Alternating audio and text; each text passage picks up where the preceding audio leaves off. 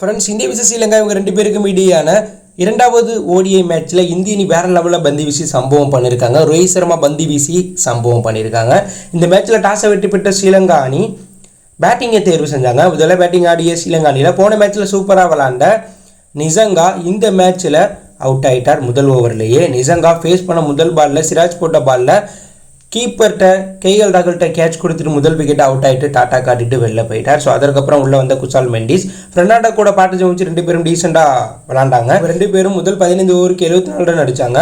அதிலே விளையாட ட்ரை பண்ண பெர்னாண்டோ 62 பாலுக்கு 40 ரன் 5 பவுண்டரி அடிச்சிருக்கும் போது வாஷிங்டன் சுந்தர் போட்ட பாலில் வாஷிங்டன் சுந்தர்கிட்டயே கேட்ச் கொடுத்துட்டு வெளில போக குசால் மெண்டிஸ் 42 பாலுக்கு 30 ரன் அடிச்சிருக்கும் போது வாஷிங்டன் சுந்தர் போட்ட பாலில் எல்பி ஆகிட்டு வெளில போயிட்டாங்க. அடுத்ததாக உள்ள வந்த விக்ரமன் 31 பாலுக்கு 14 ரன் அடிச்சிருக்கும் போது அக்சர் பட்டேல் போட்ட பாலில் விராட் கோலிட்ட கேட்ச் கொடுத்துட்டு வெளில போயிட்டாங்க.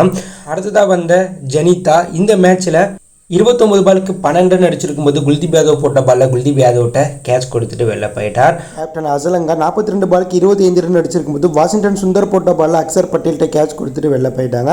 அடுத்ததாக உள்ள வந்த நுனித்து வெள்ளலங்கி மெண்டிஸ் சின்ன பார்ட்டிஜம் வச்சாங்க. இவங்க ரெண்டு பேரும் கடைசியில் விளையாண்டதுனால தான் ஸ்ரீலங்கா அணி இந்த மேட்ச்சில் 230 ரன்களுக்கு மேலே அடித்தாங்க. இதில் வெள்ளலங்கி 35 பாலுக்கு 39 ரன் அடிச்சிருக்கும் போது குல்தீப் யாதவ் போட்ட பாலில் சிவம் டுவெட்டை கேட்ச் கொடுத்துட்டு வெளில போக மெண்டிஸ் 44 பாலுக்கு 40 ரன் அடிச்சிருக்கும் போது சேர் பண்ண ரன் அவுட்டில் அவுட் ஆகிட்டு வெளில போயிட்டாங்க. தனஞ்சயா கடைசியில் ரோஹித் பண்ண ரன் அவுட்டில் அவுட் ஆகிட்டு வெளில போக ஸ்ரீலங்கா அணி 50 ஓவர் முடிவில் 9 விக்கெட்டில் பெருக்கி 240 ரன் அடித்தாங்க.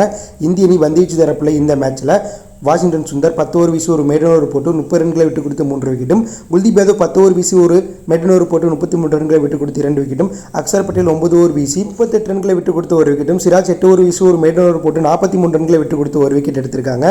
இந்த மேட்ச்சில் இந்திய அணி கேப்டன் ரோஹித் சர்மா 2 ஓவர் வீசி 11 ரன்களை விட்டு கொடுத்தாங்க. ரோஹித் சர்மா வேர்ல்டு கப்பில் நெதர்லாந்துக்கு எதிராக பந்து வீசினாங்க. ஸோ அதற்கு அடுத்தபடியே ஸ்ரீலங்காக்கு எதிராக இரண்டாவது ஓடிஐ மேட்ச்சில் பந்து வீசினாங்க. ஸோ ரோஹித் சர்மா பந்து வீசின வீடியோ இணையத்தில் வைரலாகிட்டு இருக்கு.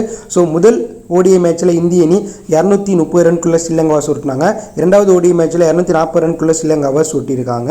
ஸோ முதல் ஓடிஐ மேட்ச் இந்திய அணி மோசமாக பேட்டிங்கில் விளாண்டதுனால ட்ரா ஆனிச்சு. ஆனால் இந்த ஓடிஐ மேட்ச்சில் தற்போது பேட்டிங் ஆடிட்டு இருக்க இந்திய அணி 6 ஓவர் முடியல விக்கெட் இழப்பின்றி 39 ரன் அடிச்சிருக்காங்க. ஸோ இன்னும் கையில் 45 ஓவர் கிட்ட இருக்குது. ஸோ 45 ஓவரில் 200 ரன் அடித்தா ஈஸியாக இந்த மேட்ச்சில் இந்திய அணி ஜெயிக்கலாம். இந்த மேட்ச்சில் இந்திய அணி ஜெயிச்சா தான் அடுத்த மேட்ச்சை இந்திய அணி ஜெயிச்சு இந்த சீரியஸை வெற்றி பெற முடியும். ஸோ இந்திய அணி இந்த சீரியஸை வெற்றி பெறுவாங்களா?